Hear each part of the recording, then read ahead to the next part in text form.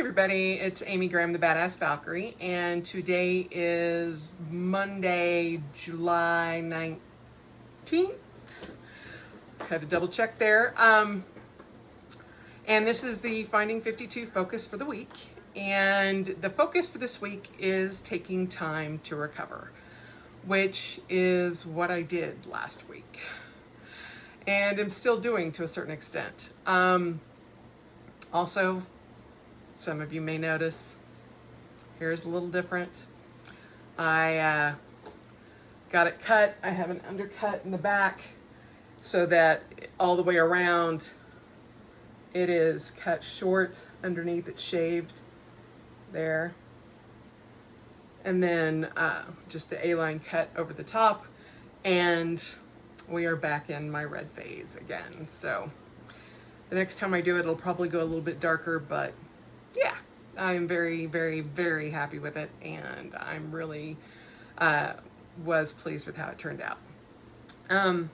But aside from the hair tangent, I do want to apologize for not having a video up last week, but I was in a bit more pain than I thought I would be after my nerve block. For those of you that don't know, I did a nerve block in my L4 or L3 and L4 joints of my spine, and there are 9 different shot locations that they insert a 3.5-inch needle in and test to see if blocking those nerves or killing those nerves off will help with my back pain from osteoarthritis. And it was a huge success, but it took longer for me to recover just because of the positioning that it was in. My neck blocks, the 2 blocks that I had done, the pain wore off, or the cortisone shots that they did wore off, and it was just kind of normal. In my lower back, the shots wore off after about 5 hours, and the injection sites were really sore. On the upside, the pain in my sciatic nerve actually went away for a good 4 days.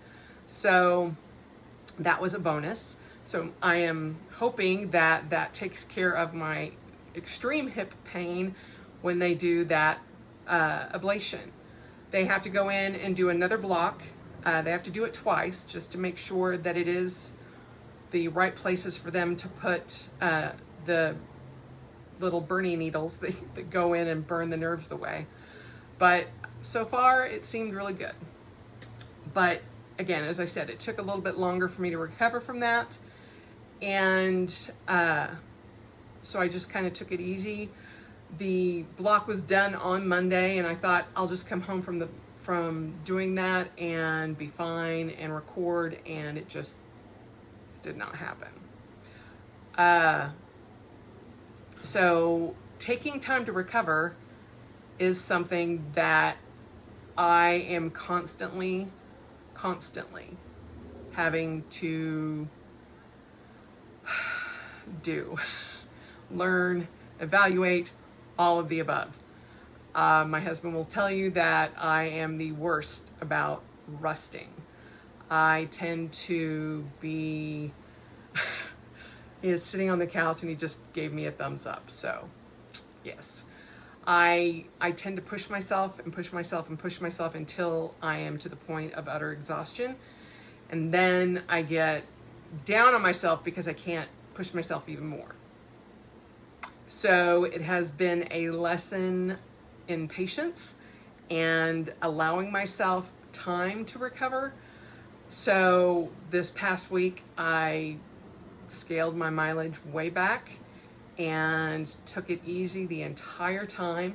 I also knew that over the weekend I was going to be at Evermore Park, and the heat and the walking and everything was a lot. So not only do you have to give yourself time to recover from sickness or illness or, exhaustion, you also have to mentally prepare and give yourself time to recover from reinserting yourself into society. It was the first time that I was out in the heat for an extended period of time around people, and it was an activity that I would not have thought twice about 2 years ago. And because I was used to going to medieval reenactment events, used to being in costume, used to, being outdoors in the heat, for long periods of time, fighting in the heat even. And because of the pandemic, my body had gotten used to being in the house, even though I do run every day. And a lot of times I was running on my lunch hour until it got to about 75, 80-ish during the day. Then I had to switch and go to doing my runs in the morning. But I still didn't think it was going to be that big of a deal. But literally on Sunday, I was so exhausted. I was done. Absolutely done. And it was a lot of exhaustion physically, but it was also mentally exhausting. Not only had I been around people, I got to see friends that I had not seen in over a year. And just having that, excitement and adrenaline and all of that kind of thing going, on top of staying up very late, past my bedtime, and also not being able to take my pain medication until after I got home at 11:30, when I'm used to taking it at 6:30, 7. That was also some issues that I had to deal with. So giving myself some time to recover and realizing that I am not as young as I used to be. I will be 55 in December. I will probably say that more, over the next few months, because I'm trying desperately to get my brain used to that. But, I'm not a spring chicken anymore. My body doesn't bounce back as well as it did even 5 years ago. And, every year it has gotten exponentially harder for me to recover from physical and mental exertion. And that's just what happens. And it's hard to accept that, but it's something that I can't ignore. And believe me, I've tried. I've tried a lot. My neighbors are starting up their lawnmower. Yay! Actually, I think it's a power washer. Anyway, but that is the focus for this week, is taking time to recover, both physically and mentally. And hopefully you can find some time as you are reintegrating back into an active lifestyle outside of the pandemic to deal with that. There is no shame in it. Although my brain would be, no, there is.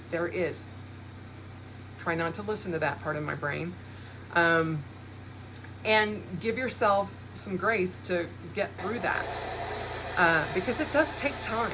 It truly, truly does. And the older you get, the longer it's going to take. And, there are things that you cannot rush. And I think all of us coming out of this pandemic just want to jump back in and do things the way we used to do. And that's not going to happen. I'm here to attest to that. Because I thought, I got this. It's 4 hours walking around a park in costume, really? I could do that, no problem. Yeah, the 100-degree heat, the sheer chaos of being around people, and it was not even that crowded. It was not like we were, being, at all close to people. There was no problem being socially distanced, but being around people for an extended period of time in a setting that I should be used to, but was not, was also stressful, both on my body and on my mind. So I am taking time to recover from that. And Jiminy Christmas, that is loud. So that's the focus for this week, you guys. I would love to say that I could shut my window, but again, it's 100 degrees and it is probably 85 right now in our living room. So that's not going to happen. So I'm just going to cut this short and cut my rambling short, and hope that you all are doing well. Again, I apologize for not having a video up last week, but again, taking time to recover is totally a thing. So I hope you guys have a great week, and I will talk to you next week. Bye.